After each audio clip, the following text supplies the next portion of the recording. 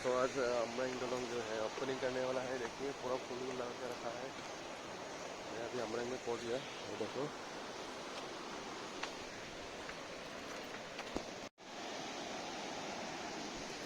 ये जो है ब्रिज आज ओपनिंग करने वाला है। देखिए पूरा फूल सजा के रखा है।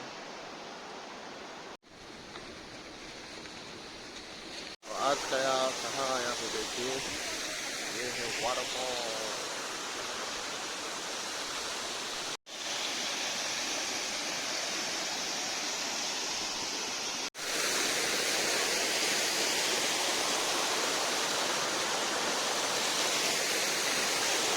तो दोस्तों नया साल 2026 का मुबारक मेरी तरफ से सबके लिए और सबके फैमिली के लिए। धन्यवाद। देखिए ये वाटरफॉल कितना सुंदर है, अच्छा है।